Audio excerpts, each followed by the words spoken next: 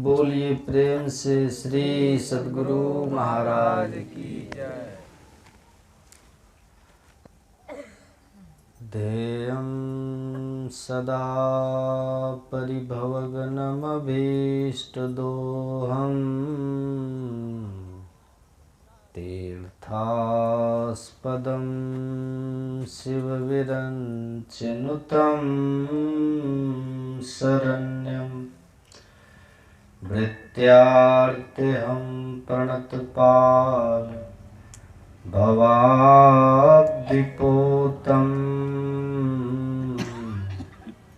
वन्दे महापुरुष ते चरणारविन्दम्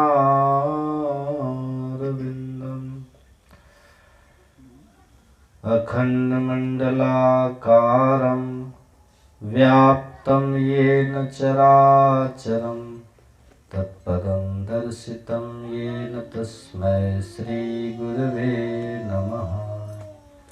नित्यशुद्धं निराभासं निराकारं निरञ्जनं नित्यबोधं चिदानन्दं गुरुं ब्रह्मं नमाम्यहम्। बोलिए प्रेम से श्री सद्गुरु महाराज की जय। श्री सद्गुरु महाराज की जय। श्री सद्गुरु महाराज की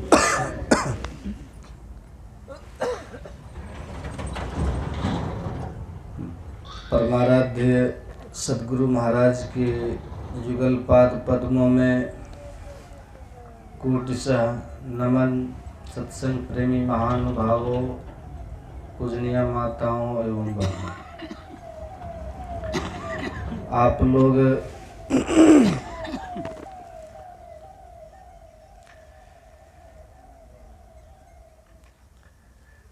जितने भी सत्संग में बैठे हैं बहुत संख्या में ही है, और इतनी संख्या काफ़ी है।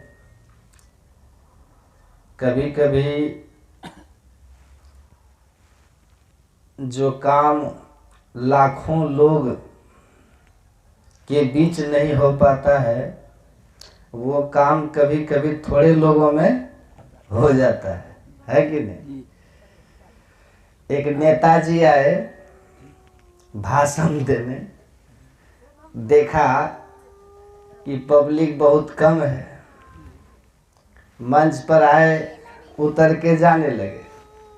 तो आगे कुछ किसान बैठे थे लोग, उन लोगों ने कहा कि क्या हुआ, कहा कि इतने थोड़े लोग को हम कैसे भाषण सुनाएंगे। तो किसान जो थे वो कहा कि भाई ये क्या तरीका हुआ, मान लिए कि मेरे पास 20 बैल है, उसमें से खेत का हल जुताई करके अब 5 बैल आ गया, अब 15 बैल आया नहीं, रास्ते में चरने लगा। तो इसका क्या मतलब कि 5 बैल जो हल चला के आया उसको हम घास नहीं देंगे खाने के लिए, उसको बैठा के रखेंगे। तो कहा कि हाँ ये बात तो सही है, 5 ही आया लेकिन मेहनत करके आया है, इतना कुहासा में दूर दूर से चल के आया है, तो उसका तो हक बनता है कि सत्संग भाई आप सुनाइए, है कि नहीं। तो वो जो नेताजी थे अपना भाषण शुरू किए, तो पूरे घंटा 1.5-2 घंटा भाषण दिए। उसके बाद तब कहते हैं किसान को कि आप खुश है ना। किसान ने कहा कि वो तो ठीक है, लेकिन ये भी क्या बात हुई कि 20 बैल का कुट्टी 5 को नहीं खिला दीजिएगा। 5 को ही आप 20 बैल के हिस्सा नहीं खिला दीजिएगा कि उसी हिसाब से खिलाइएगा। तो आप 2 घंटा क्यों बोले। तो हम जो है आप लोग मेहनत करके आए हैं, समझे, कुहासा में ठंडी में बैठे हैं, तो आप लोगों को सत्संग जरूर सुनाएंगे, लेकिन चिंता मत कीजिएगा। 1 घंटा में पक्का खत्म कर देंगे, है कि नहीं? जी सदगुरु महाराज। तो ध्यान से आप लोग सुनिएगा। बैठो बाबू, जब बैठो। आपको पता है कि हमारे गौतम जी, उनके पिताजी, उनके भाई लोग सब यहाँ जमीन के उद्घाटन के लिए सत्संग करवाए थे। उसी जमीन के अवसर पर ये सत्संग करवा रहे थे। तो कार्यक्रम इसी तरह से रखा गया है, या कहिए गुरु महाराज की कृपा से सत्संग हो रहा है। है कि नहीं? है बाबा, एकदम गुरु की कृपा। तो महर्षि अरविंद ने कहा है कि देखिए, हमारे जीवन में धर्म के कारण 2 हैं। पहला कारण है इमॉर्टिलिटी ऑफ सोल, मतलब आत्मा की अमरता। आत्मा की अमरता, शरीर मरेगा, आप अमर हैं। आप कौन है? ईश्वर अंश जीव अविनाशी, आकर 4,84,84 जोनि भ्रमत यह आप अमर हैं। शरीर मिला है, शरीर छूटेगा। वस्त्र की तरह ये शरीर आपने धारण किया है और वस्त्र की तरह आप शरीर का त्याग कर देंगे।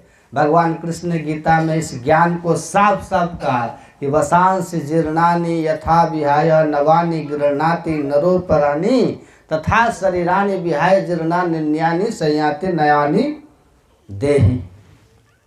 पुराने वस्त्र को त्यागा, नया वस्त्र धारण किया। उसी तरह पुराने शरीर को त्यागा, नया शरीर धारण किया।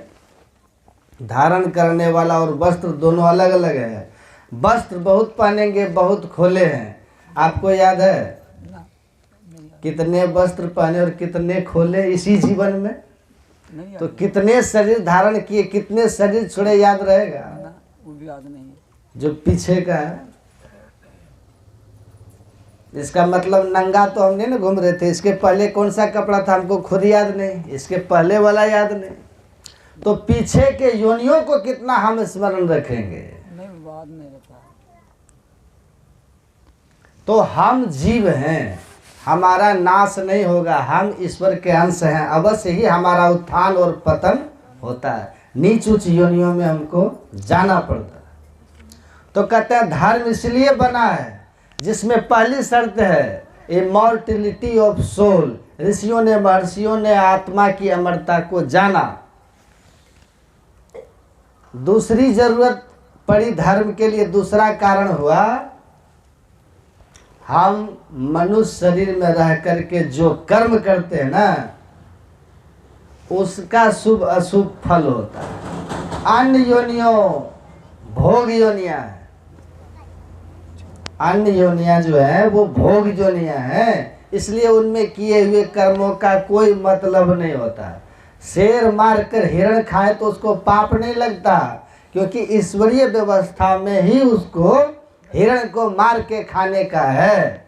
लेकिन हम मनुष्यों के लिए ईश्वर ने विवेक दे करके स्वतंत्रता दी और हमको ये कहा कि आपको तय कर लेना है कि स्वविवेक की व्यवस्था भगवान ने हमें की और कर्म करने की पूरी छूट हमको मनुष्य को दी है। ये ईश्वरीय व्यवस्था है। केवल मनुष्य साधन धाम है और बाकी सब योनियां भोग धाम है। गाय को घास ही खाना है, शेर को मांस ही खाना है। अब मनुष्य को स्वविवेक से ये तय करना है कि हम आपको क्या खाना है कि नहीं? यह विवेक कर्मण्येवाधिकारस्ते मा फलेषु कदाचन।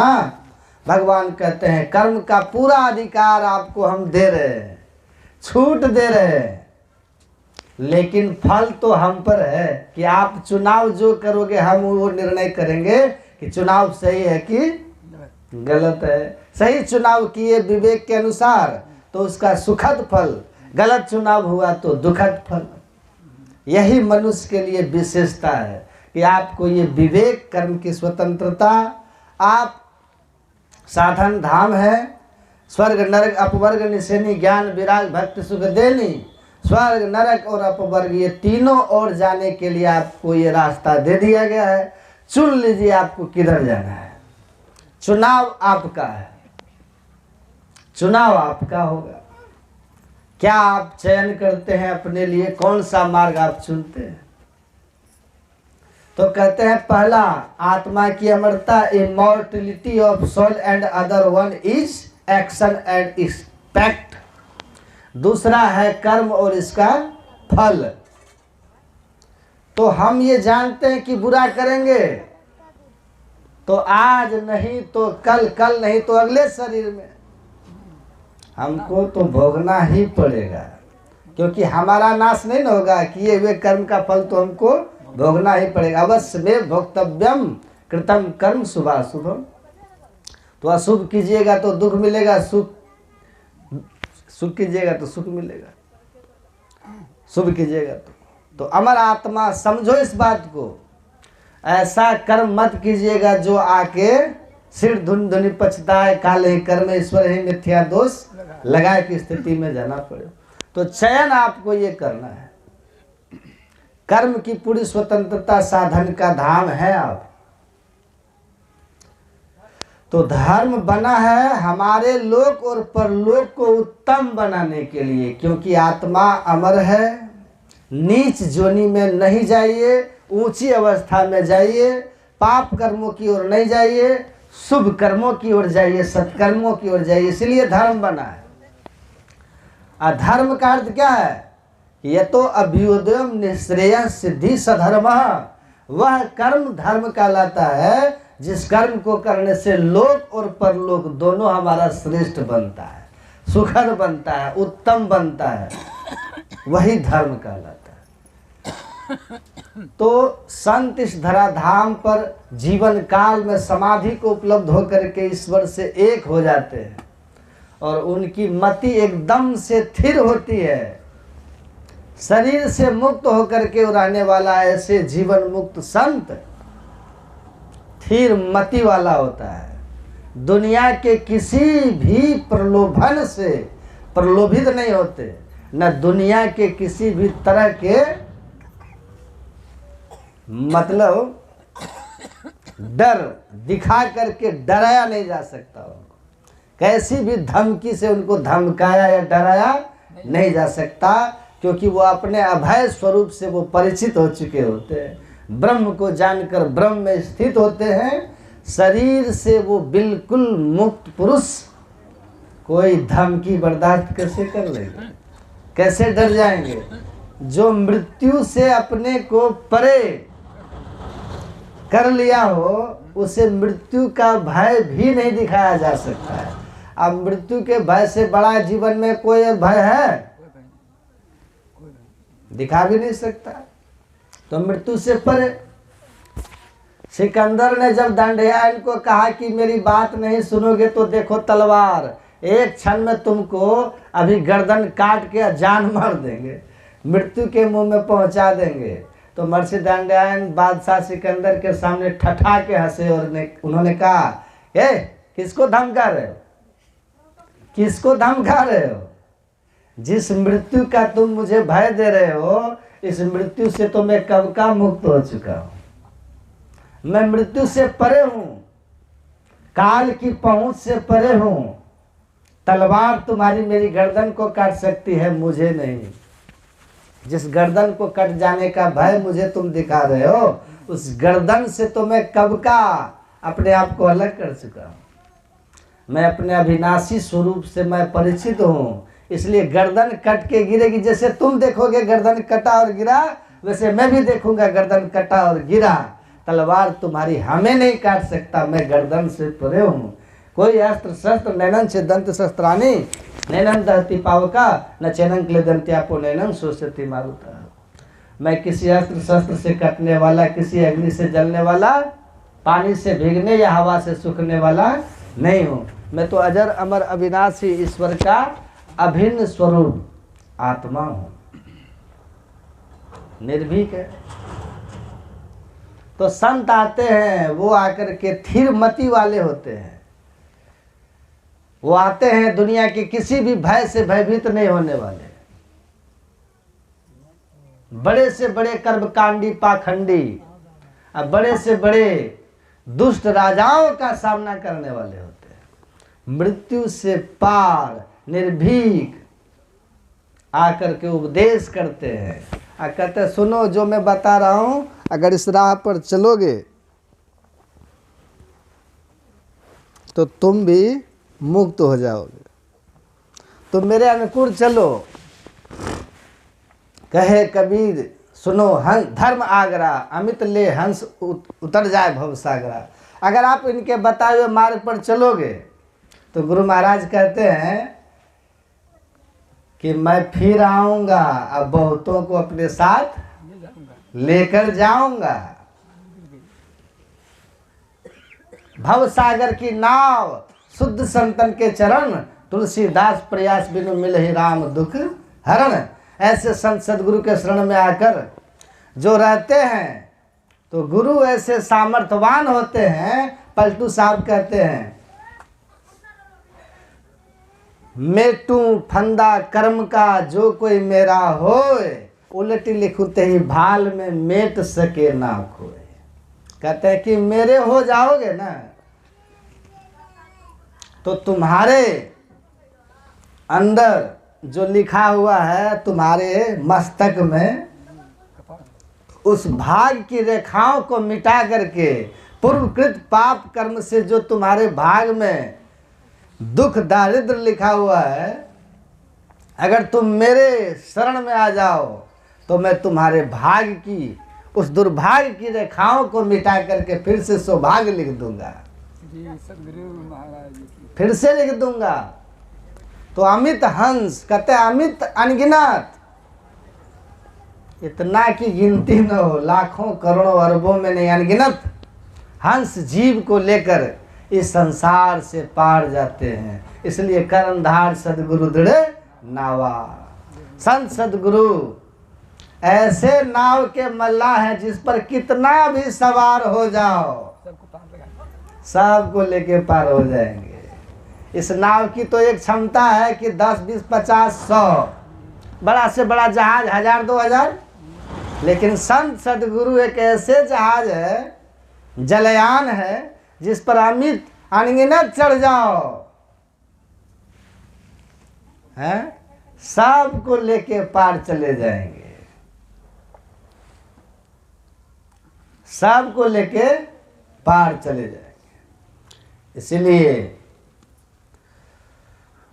आप बाद में अपने भाग्य को और समय को या ईश्वर को दोष मत देना। भगवान राम कहते हैं कि समय नहीं मिला बाबा, भाग में नहीं है बाबा, भाग में नहीं था, समय नहीं मिला, ईश्वर की कृपा नहीं हुई और इसलिए अब नरक गए तो सिर धुन के पछता रहे हो।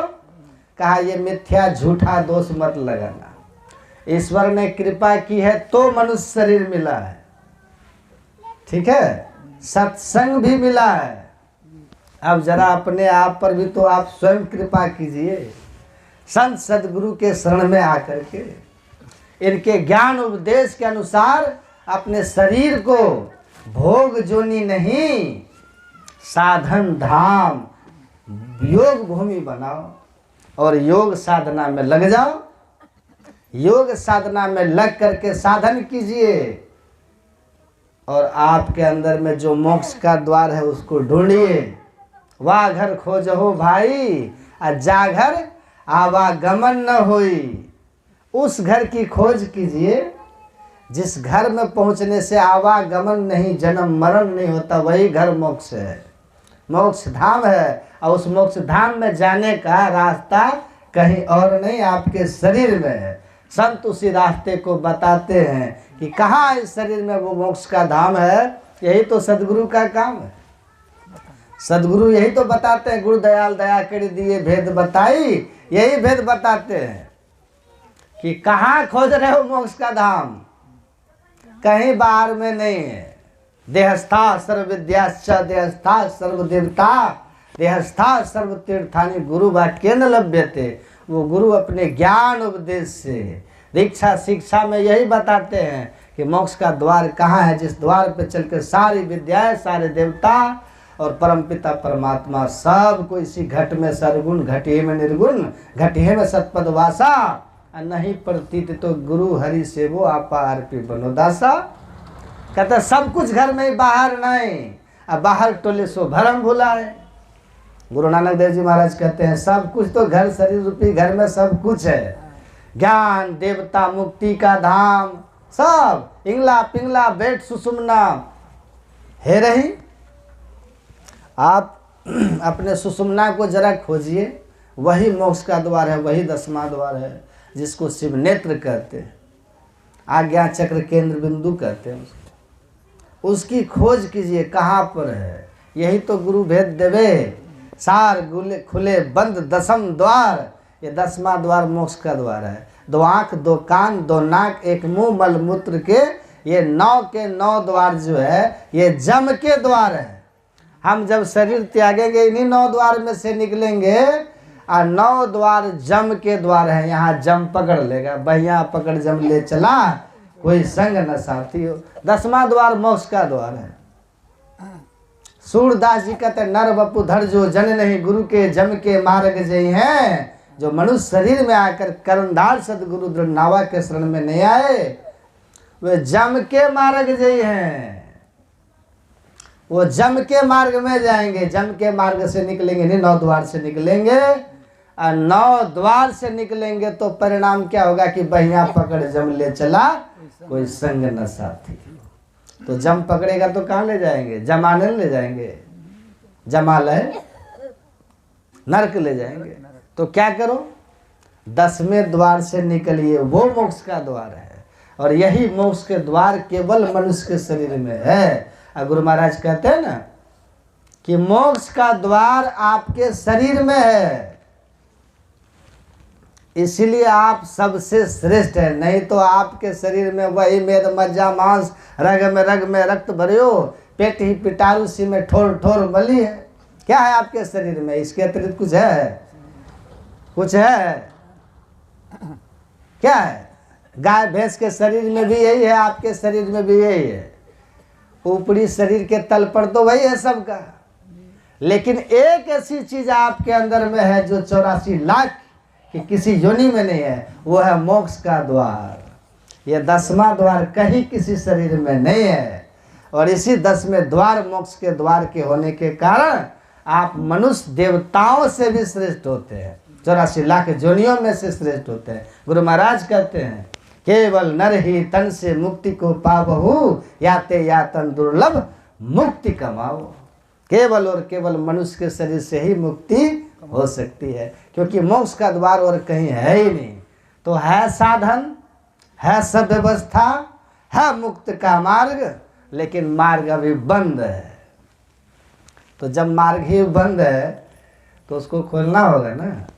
गुरु महाराज से एक बार एक सदगृहस्थ ने पूछा कि गुरु महाराज, गुरुदेव, कबीर साहब ने कहा है सदगुरु सब कुछ दिन देत कछु ना रहे हो, हम ही अभागिन नारी सुख तजी दुख लयो। कि सदगुरु ने जब सब कुछ हमें दे ही दिया, देने में कोई कमी नहीं की, तो फिर हम अभागिन नारी कैसे हो गए कि सुख छोड़ करके दुख लिए? जब गुरु ने सब दे ही दिया तो तब गुरु महाराज जी ने कहा कि सारा धन संपदा, सोना हीरा रुपया पैसा तिजोरी में है, और गुरु महाराज ने आपको तिजोरी की चाबी दे दी है, तो कुछ देने में कमी रहा? कहा लो ये तिजोरी की चाबी, खोलने के लिए नहीं जानते हैं तो सब कुछ दे दिया ना, सारा तिजोरी का खजाना आपका हो गया है। अब तिजोरी खोल करके अब तुम उसमें से धन लोगे नहीं, अपने लिए सुख के साधन की व्यवस्था नहीं करोगे, तो दुखी रहोगे कि नहीं रहोगे? तो कहा कि जी हुजूर। कहा उसी तरह गुरु महाराज कहते हैं यह शरीर जो है इस गुफा महाखुट भंडारा, तिस बिच बसे हरि अलख अपारा। ये शरीर रूपी तिजोरी के अंदर सब सुख का साधन है, सब कुछ है, परमात्मा तक है। लेकिन तुम इस शरीर रूपी खजाने को, शरीर रूपी तिजोरी को खोलोगे नहीं। तो चाबी तो हमने दे दिया, चाबी दे दी ताला खोलन की। चाबी क्या है? बंद कराए पलक पटको, कहे बाहर में तुम मत भटको। गुरु महाराज कहते हैं दृष्टि की कुंजी सुखमन द्वारा, तम कपाट तीसर तिल तारा। खोलो जम के उठे धुम तारा, गगन धार भरपूर उजेरा। दृष्टि की कुंजी, कुंजी क्या है? चाबी क्या है? दोनों दृष्टि की युगल धारों को एक कर दीजिए, ये चाबी है। अंधकार रूपी कपाट 10वें द्वार पर लगा हुआ है। इस 10वें द्वार रूपी कपाट को खोलिए, सुषुम्ना रूपी ताला में प्रवेश कराकर दृष्टि की दोनों कुंजी धारों को। ये शरीर रूपी खजाना जो है, जो शरीर रूपी तिजोरी खुल जाएगा और भरपूर खजाना आपको इसी के अंदर में ही मिल जाएगा। आपके जीवन की सब दुख दारिद्रता खत्म हो जाएगी। त्यागी चढ़ो 10वें द्वारी सुख पाओ रे भाई। 10वें द्वार में जाइए और सुख भोग कीजिए, आनंद को देखिए। आपके अंदर में तेरे निकट उल्टी भरी पीऊ सो अमृत गंग है। आपके अंदर में अमृत है। विषय पी करके आप दुखी हो रहे हैं, रूप रस गंध स्पर्श शब्द, अपने अंदर में हरि रस को पान कीजिए, अमृत रस को पान कीजिए। वह अमृत रस 10वें द्वार में जाकर के सुखमन के झीना नाल से अमृत की धारा बह रही। अमीन सूरत धार धरे भाठा से सिरा चढ़ी रही। इस गुफा माखुट भंडारा, कहते हैं ना गुरु गोरखनाथ जी, कबीर साहब, धर्म शास्त्र सब में देखिए कहाँ पर है? आपके अंदर 10वें द्वार में अमृत है, जो अंतर ज्योति और अंतरनाद के रूप में है, जिसको भया जी हरिरस पी मतवारा, हरिरस पी मतवारा कहा। इस हरिरस को पीकर मतवाला हो जाइएगा, अंतर ज्योति अंतरनाद रूपी हरिरस अमृत को। इस कूप गबन के बीच या निहारो, जहाँ सुरती का डोर लगावता, सगुरा हो सो भर पिए निगुरा, जल नहीं पावता है। बिना हाथ के ताल मृदंग बजे, बिन यंत्र यंत्र बजावता है। पलटू बिन कान के हम सुना, बिना कोई शख्स बजावता है। आपके अंदर में अमृत कुंड है, उलट के जरा पान कीजिए, 10वें द्वार से प्रवेश कीजिए, मुक्ति के मार्ग में जाइए। अमृत मिलेगा, अमर हो जाइएगा। ये अमृत अंतर ज्योति और अंतरनाद के रूप में है, सब के अंदर में है। अंतः ज्योति, अंतः शरीर ज्योतिर्मयम ही विस्फुरम यम तसति यतः क्षीण दोषाः। आपके अंदर में अंतः प्रकाश है, अंतर्नाद है, ईश्वरीय ज्योतियाँ और ईश्वरीय शब्द आपके अंदर में अमृत रूप में है। इसको पान कीजिएगा, तृप्त हो जाइएगा, पूर्ण काम हो जाइएगा, मुक्त हो जाइएगा, आवागमन समाप्त हो जाएगा, परमात्मा की प्राप्ति होगी, परमात्मा की अनुभूति होगी, माया का आवरण गिर जाएगा। तो 10वें द्वार मोक्ष का द्वार दोनों आँखों के ठीक मध्य में है, लेकिन इसका पता बिना संत सदगुरु के कोई नहीं जान सकता। बिन दया संतन की में ही जानना इस राह को हुआ नहीं, होता नहीं वह होनहारा है नहीं। गुरु वाक्य न लभ्यते, बिना गुरु के नहीं जान सकते हो। इसलिए कहा बिना गुरु कृपा पाए नहीं जीवन उधारा है। तो कर्णधार सदगुरु नावा के संसर्ग में शरण में आकर अपने आपको इनके चरण शरण में ले जा करके इनके आज्ञानुकूल अपने जीवन को बनाइए। आपका खान पान कैसा होना चाहिए?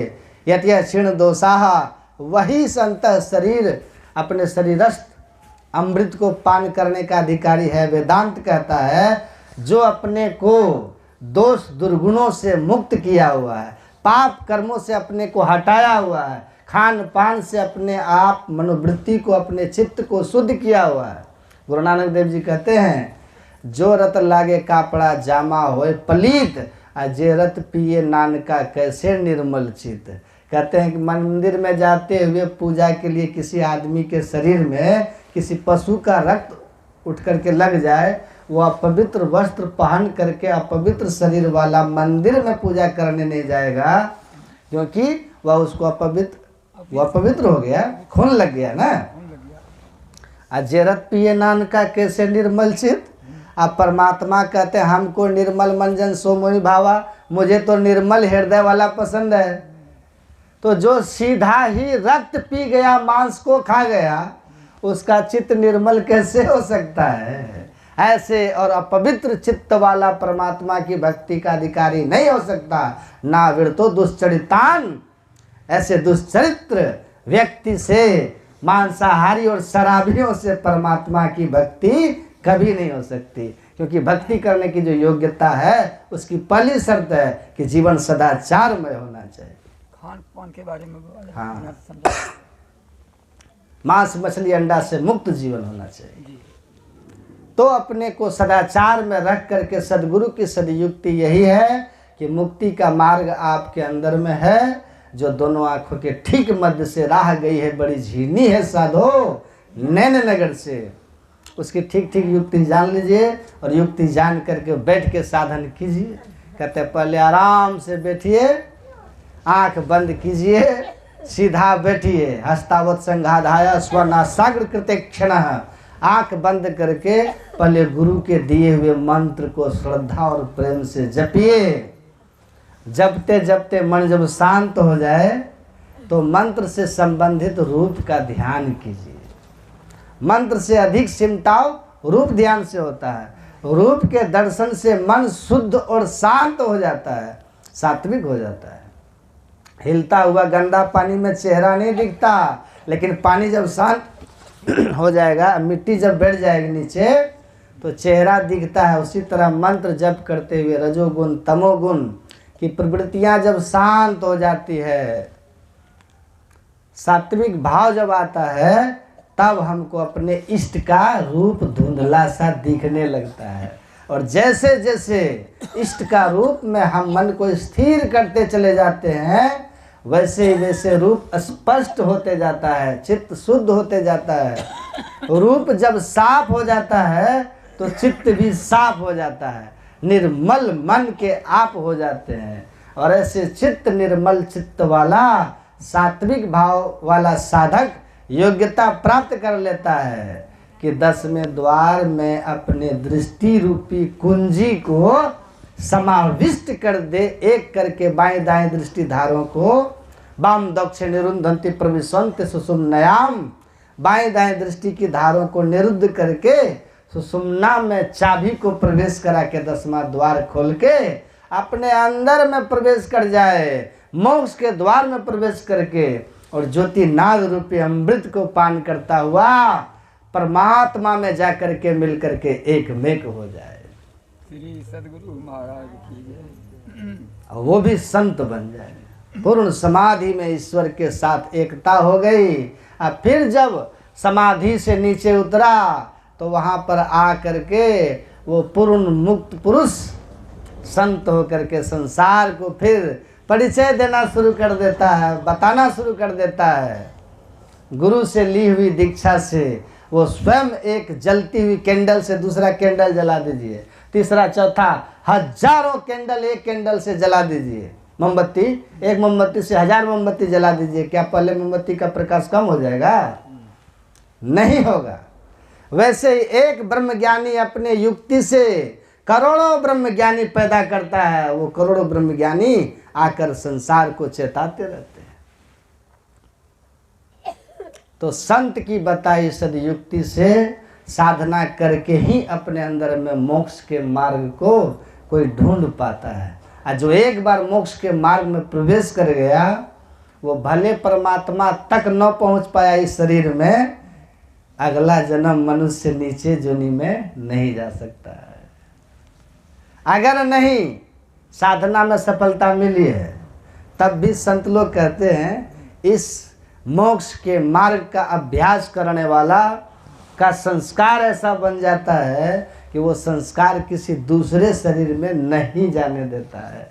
इसीलिए सदगुरु की बताई सदयुक्ति लेकर नियम से थोड़ा थोड़ा भी अभ्यास करते रहिए और खान पान पवित्र रख करके अपना संसार का कार्य करते रहिए, तो एक न एक दिन मुक्ति मिल जाएगी। और ये मनुष्य शरीर भी अगले जन्म जब तक मुक्ति नहीं मिलती रहेगी तो ये मनुष्य शरीर मिलता रहेगा। ये दुर्लभ ज्ञान है। यही संत लोग समझाते हैं।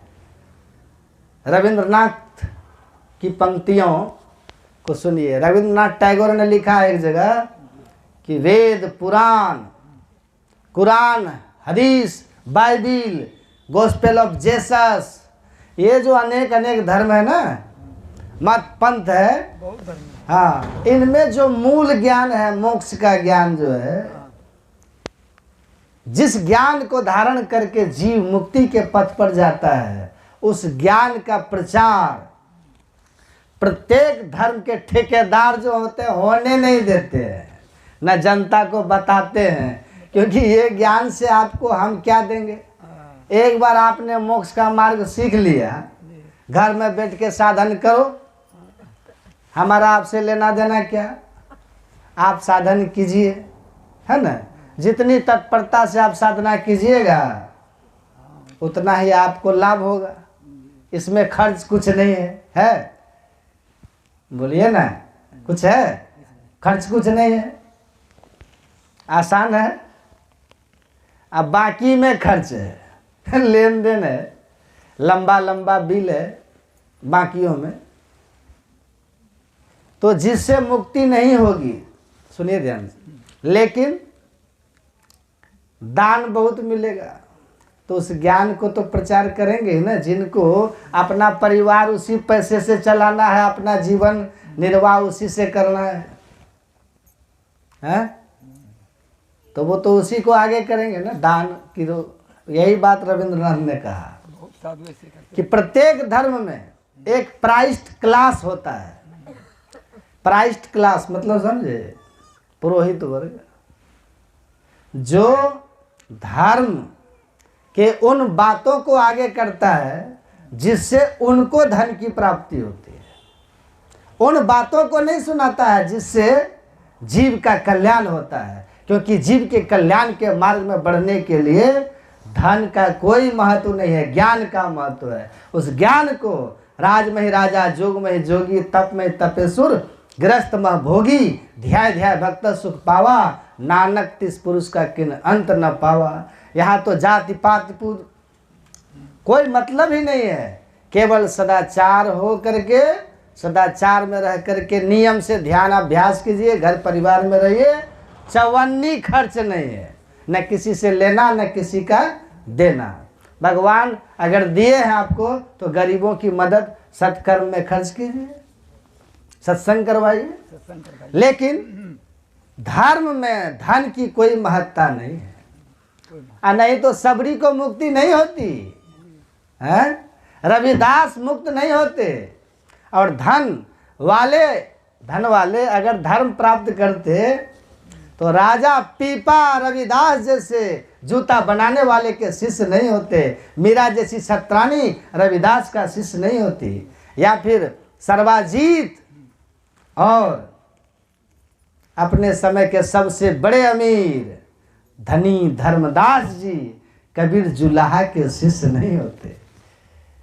कबीर को मुक्ति नहीं होती, गौतम बुद्ध, तब धरणीदास बड़े बड़े यज्ञ करके मोक्ष पा लिए होते, पीपा जी स्वयं बड़े बड़े यज्ञ करके मोक्ष पा लेते। वो जूता बनाने वाले रविदास के शरण में नहीं जाते।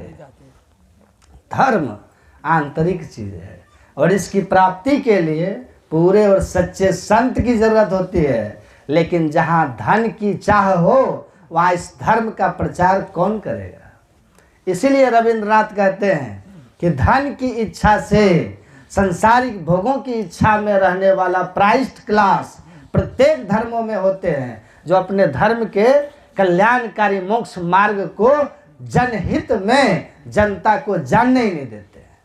प्रयत्न करते हैं उसको दबाए रखो, लेकिन ईश्वर की कृपा से स्वयं कभी रामकृष्ण के रूप में तो कभी संत सदगुरु महर्षि मही के रूप में इस धराधाम पर इनका अवतार होता है, और वे आकर के मोक्ष के कल्याणकारी ज्ञान को संसार के सामने रखते हैं। जो कोई इन अवतारी महापुरुषों रामकृष्ण और महर्षि मही संतों के शरण में आते हैं, उनके ज्ञान मसाल के नीचे अपने को ले जाते हैं, वो मुक्ति में पहुंचते हैं। और ये जो तथा कथित धर्म के ठेकेदार प्राइस्ड क्लास के पीछे चलते हैं, वो बार बार इस संसार चक्र में फंसते हैं उनका स्वर्ग नरक जन्म मरण सुख दुख आवागमन कभी खत्म नहीं होता।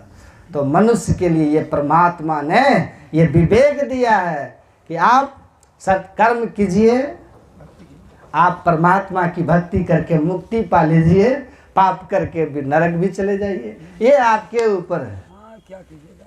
अब बाद में पछताना पड़ेगा तो भगवान कहते हैं पहले ही बता देता हूँ कि भाई आप देख लीजिए, बाद में मत कहिएगा कि ईश्वर ने हमको कृपा नहीं की थी, युक्ति नहीं दी, बताया नहीं।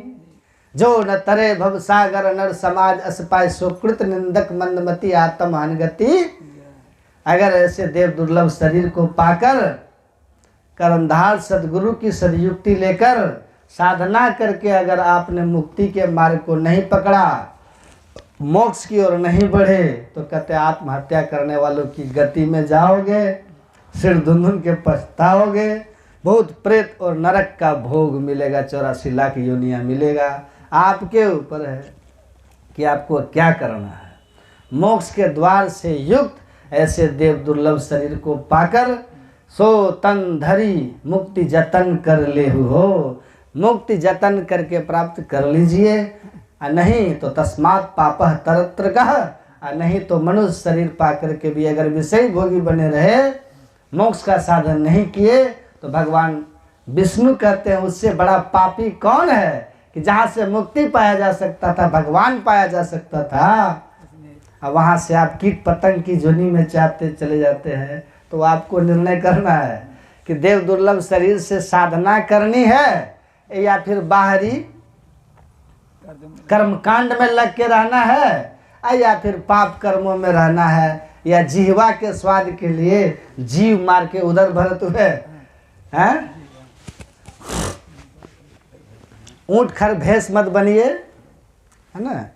देव दुर्लभ तन पाकर देव दुर्लभ कर्म करके मोक्ष पाइए, इसलिए मनुष्य शरीर मिला है। इसका ज्ञान कहाँ होगा? गौरव किस बात के करते हैं? यही तन अंततः इसको कहाँ जाना है? कब्र में है। आप वैदिक हैं तो चिता में। किस बात का अहंकार कर रहे हो? अगर तुमको कोई गौरव जीवन में करनी है ना, तो इस बात पर करो कि तुमने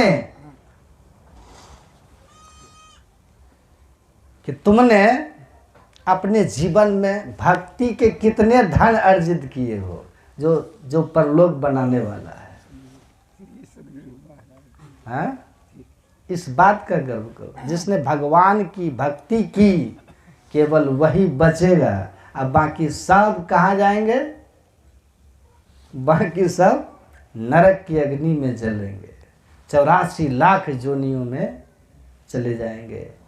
और सूक्ष्म जगत का नरक सब के सब इतने कठोर दंड हैं हमारे जीवन में कि हम उसको भोग कर त्राही त्राही करते रहेंगे, लेकिन वहाँ कोई उपाय। तो दुर्लभ तन की महिमा को समझना है, विषय भोगों में अपने चित्त को नहीं रमाना है, समय निकाल करके परमात्मा की भक्ति करनी है। ये दुर्लभ शरीर है, हम उसको इतना नहीं जानते। संत लोग कहते हैं कि जितना आप जानते हैं या जितने बड़े से बड़े डॉक्टर इस शरीर के बारे में जानते हैं, ये शरीर उतना ही नहीं है, ये उससे बहुत ज़्यादा है। गुरु महाराज कहते हैं केवल एक स्थूल शरीर को कोई जानता और पहचानता है, लेकिन इस शरीर के अंदर में शरीर है, घर में घर दिखाई दे, सो सदगुरु परख सुजान। पंच शब्द धुन कारण धुनिता, बाजे शब्द निशान। असली बात ये है। गुरु महाराज कहते हैं ये जो करंधार सदगुरु नावा भगवान राम कहते हैं, इस मनुष्य शरीर रूपी नाव जो आपको जन्म मरण के चक्र देने वाला संसार रूपी सागर से पार होने के लिए मिला है शरीर, इस नाव को करंधार सदगुरु के शरण में ले आइए। लेकिन इस बात को याद रखिएगा कि सदगुरु गुरु आपके कौन है? जो घर में घर दिखाई दे, घर में घर, वही गुरु हो। ये मनुष्य शरीर रूपी जो स्थूल घर है, इस घर में घर, स्थूल में सूक्ष्म, सूक्ष्म में कारण, कारण में महाकारण, शरीर में शरीर, गागर ऊपर गागरी, चोले ऊपर द्वार, सूली ऊपर साथरा, तहाँ बुलावे यार। कबीर साहब कहते हैं गागर ऊपर गागरी, शरीर को कहा गागर, घट, शरीर में शरीर है। तो इसको आप समझिए, वही 4 शरीर 5 शरीर है। तो जितना जानते हो उतना ही शरीर नहीं है। स्थूल शरीर के अंदर में सूक्ष्म शरीर है, कारण महाकारण चेतन शरीर है। गुरु महाराज ने साफ करके कहा, वेदांत में भी 3 शरीर है, उसमें बताया स्थूल सूक्ष्म और कारण। वेदांत में गुरु महाराज कहते हैं, और एक कैवल्य शरीर है जिसके बारे में वो ज्ञानमय कहता है। गुरु महाराज कहते हैं 4 जो जड़ शरीर है वो 3 में समा जाते हैं। गुरु महाराज इसको स्पष्ट करके कहते हैं कि घट में घटता माही घट है, ते ही घट में घट पासा है साधो, सगुण जड़ घट 4 चौथ में, चेतन अगुण तन खासा है साधो, मैं ही संत अनाहत सब प्रभु, घट घट व्यापक पासा है साधो। वेदांत पढ़िए, किसी संत की वाणी को पढ़ लीजिए या सदगुरु महाराज को पढ़ लीजिए, सबका यही मत है कि घर में घर है। ये ज्ञान बड़ा दुर्लभ है। जो आपको ये ज्ञान करा दे कि स्थूल के अंदर सूक्ष्म है, सूक्ष्म में कारण, कारण में महाकारण, महाकारण में केवल, और केवल के परे परम्पर निशब्दम है, कहते हैं वे संत सदगुरु है। तो महापुरुष लोग कहते हैं कि जब आपका शरीर त्याग होगा तो एक स्थूल शरीर छूटेगा, सूक्ष्म शरीर के साथ मन बुद्धि, बाकी 3 जड़ के शरीर के साथ चेतन आत्मा कर्मों के बोझ लिए हुए इस संसार से प्रस्थित होगा, और उसको कर्म के फल स्वर्ग नरक के रूप में भोगने के उपरांत अनेक योनियों की यात्रा कर्मानुसार करनी पड़ेगी। और वो 3 रास्तों की महिमा को आप समझ लीजिए कि आपने अपने जीवन की दिशा किधर रखी है, किधर रखी है। संत महापुरुष बताए मोक्ष के द्वार की तरफ, तो क्या होगा, शरीर छूट गया। तो भगवान कृष्ण कहते हैं अगर मोक्ष के द्वार की तरफ आपका लक्ष्य था, गुरु से आप दीक्षा लिए, मोक्ष के द्वार की महिमा को उसको पाने का यत्न किया, ध्यान भजन किया, और मोक्ष होने के पहले शरीर छूटा है, तो आप मनुष्य शरीर से निकल करके इस सत्कर्म के प्रभाव से स्वर्ग में जाएंगे सीधा, और वहाँ बहुत काल तक में रह करके स्वर्ग के सुख भोगों को वहाँ भोगेंगे। तेतम भुक्त्वा सर्वलोकम विशालम, वहाँ विशाल सुख का भोग करने के बाद इस संसार में आपका पुनर्जन्म होगा। तो पुनर्जन्म 2 स्थितियों में होगा।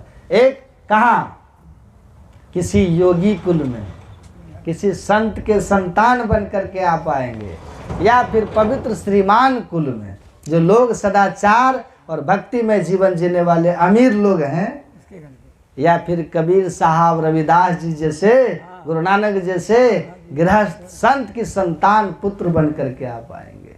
ये आपका इस राह पर चले अगर हैं तो आपकी ये स्थिति होगी। और जब तक मुक्ति नहीं होगी ना, बार बार आप ऐसे ही शरीरों में आएंगे। उत्तरोत्तर स्वस्थ सुंदर पवित्र आपका जीवन होता जाएगा, अंततः मोक्ष तक पहुंच जाएंगे। अगर आपने ईश्वर भक्ति नहीं किया, मोक्ष के द्वार में जाने के लिए ध्यान नहीं किया, गुरु से युक्ति लेकर के केवल दान पुण्य आदि किया है, तो फिर आप स्वर्ग ही जाओगे, क्योंकि उन पुण्यों का फल स्वर्ग ही है। लेकिन स्वर्ग और स्वर्ग अंत दुखदायी। लेकिन अगर मोक्ष मार्गी आप नहीं है तो पुण्य के फल से तो स्वर्ग मिल जाएगा, लेकिन जब स्वर्ग से आपका पतन होगा ना, तो दुर्लभ जोनी, दुर्लभ योगी कुल या श्रीमान कुल में नहीं होगा जन्म, फिर आप किसी पशु योनियों में भी जा करके अपने शेष सुख के पुण्य का फल भोग सकते हैं। बाबा देवी साहब कहते थे ना, देखते हो राजा के घर का हाथी कितना सोना चांदी सजा रहता है, ऐसा क्यों? क्योंकि मनुष्य के रूप में उसने सोना चांदी का खूब दान किया था, लेकिन भक्ति जो नहीं किया, मोक्ष के द्वार का खोज नहीं किया, परिणाम स्वरूप उसको हाँ, हाथी का योनि और राजा के घर का हाथी बनने का अवसर मिल गया। वहाँ सुख सुविधा बहुत है, हाँ, हाथी की तुलना में सोना चांदी भी बहुत लदा हुआ है उसको, पर हाथी तो भाई हाथी है, चलता फिरता पशु तो कहाँ है। हाँ, कसमें के ले कत्तो सुना मोक्ष नहीं, मानव तन नहीं। और अगर आपके जीवन में दान पुण्य कुछ भी नहीं है, पाप ही पाप है, तब फिर तो आपके लिए नरक का द्वार तो हमेशा खुला है। जब चाहिए आइए, वहाँ पहुँच जाइए। दान पुण्य जी ने कुछ तो जीवन कैसा हो, गुरु महाराज कहते हैं आपका जीवन सत्कर्मी हो, ईश्वर भक्ति करने का हो। सत्कर्मी बन करके ईश्वर भक्ति कीजिए। कराइए, हाँ, कराइए। सत्कर्म कीजिए, पुण्य कीजिए और साथ साथ भक्ति कीजिए, तो परिणाम क्या होगा? सबसे उत्तम आपका जीवन हो जाएगा, लोक परलोक उत्तम हो जाएगा। श्री सद्गुरु महाराज की जय। तो ये दुर्लभ शरीर, दुर्लभ महिमा है इसकी। और ये इतना ही नहीं है जितना लोग जानते हैं। कबीर साहब ने क्या कहा? बूंद समानी समुद्र में, यह जाने सबको है, समुद्र समाना बूंद में बूझे बिरला कोई। कहते ये बहुत दुर्लभ ज्ञान है कि समुद्र में बूंद समाता है, ये तो सब जानते हैं। बूंद समुद्र में समाता है, ये तो सब जानते हैं। लेकिन समुद्र समुद्र समाना बूंद में वाह जी वाह। सोचिए, एक बात आप लोग जीवन में समझे हैं, बचपन में आप बड़े सुखी होते हैं ना, कोई टेंशन रहता है? नहीं, वो बच्चा क्या है, जब बड़े होते जाते हैं आप दुखी क्यों होते जाते हैं? कभी विचार किए आप लोग? कभी बच्चों की तरह आनंद आपको नहीं है? अमीर का बच्चा हो, गरीब का बच्चा हो, वो उतने मस्ती में रहेगा बच्चा लोग। लेकिन बड़े आदमी जैसे जैसे बड़ा होते जाता है दुखी होते जाता है। फिकर आ जाता है बाबा। आप बड़े हुए तो आपका सुख भी बड़ा होना चाहिए कि नहीं? आदमी बड़ा होना और उसका दुख बड़ा हो जाता है। बचपन वाला सुख का बीज जो है सूखते चला जाता है। इसका एकमात्र कारण यही है कि बचपन से ही जैसे जैसे बड़े होने लगते हैं हमारे जीवन में दिशा सही नहीं होती है, पारिवारिक घेरा आ जाता है बाबा। सही नहीं होती है। पारिवारिक घेरा आ जाता है। जीवन की दिशा अगर बचपन से सही होता, बचपन से ही अगर आपको भक्ति का संस्कार दिया गया होता, बचपन से ही सत्संग ध्यान आपको सिखाया गया होता, तो उम्र बढ़ने के साथ साथ आपके जीवन का आनंद भी बढ़ता।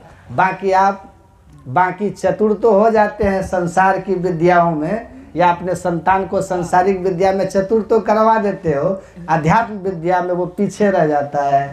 परिणाम क्या होता है कि वो केवल और केवल नकली फूल देखे हैं, नकली फूल जो शादी विवाह में सजाते हैं, गौतम जी, देखने में शोभा जरूर बढ़ा देता है, लेकिन उसके अंदर में जीवन होता है न खुशबू होता है।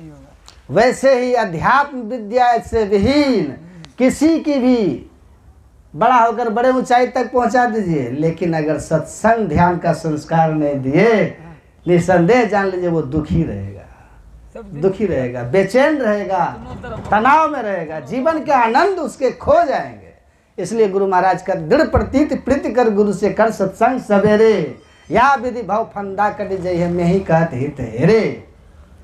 जीवन के प्रारंभिक काल से जब होश समझ जाए तब से अपने बच्चे को आध्यात्मिक शिक्षा देना शुरू कीजिए। 5 वर्ष 8 वर्ष भौतिक शिक्षा भी जरूरी है संसार संभाल के लिए, तो आध्यात्मिक शिक्षा भी जरूरी है अपने जीवन के आनंद को संभालने के लिए, अपने आप का निर्माण करने के लिए।